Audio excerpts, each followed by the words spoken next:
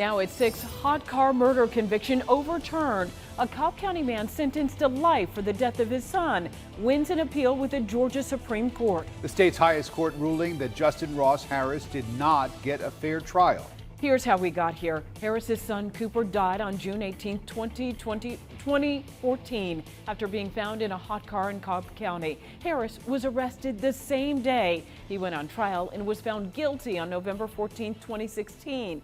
Fast forward 6 years and his case was overturned today. CBS 46's Zach Summers is live at the Nathan Deal Judicial Center in downtown Atlanta.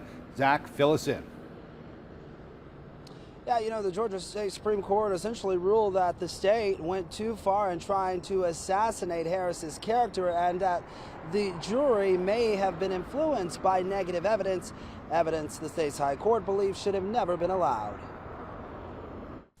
Nearly 6 years after Justin Ross Harris was convicted for the hot car death of his 2-year-old son Cooper, the Georgia Supreme Court on Wednesday overturned the ruling. Vindicated, but not at all surprised. Harris left his son in a vehicle outside his Cobb County office in June of 2014. The state, during trial, argued Harris was a sexual deviant who intentionally left Cooper to die so he could pursue women he met online, some of whom were teenagers. The Georgia Supreme Court ruled the information should have been excluded because it was needlessly cumulative and prejudicial. From day one, we've maintained that Ross was innocent and that the strategy of painting Ross to be a philanderer or someone that was unfaithful to his wife had nothing to do with the love that he had for Cooper. The court's opinion also stated that the evidence used to show Harris maliciously caused his son's death was far from compelling or strong. You have to have these guardrails. Someone, even like Ross, everyone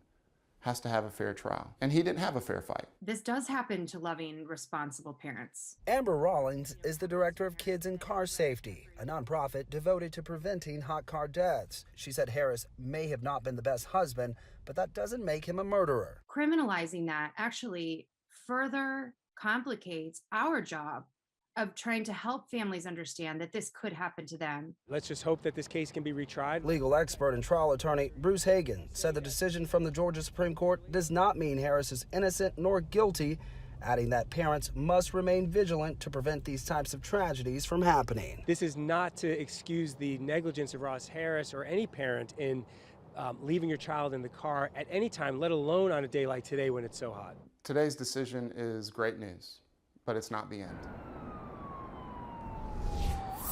Now, while Harris's sentence of life without parole is now void, he will continue to serve time for a conviction tied to sexting with a minor. The Cobb County DA says they plan to file a motion for reconsideration. Live in downtown Atlanta, Zach Summers, CBS 46 News. Zach, thank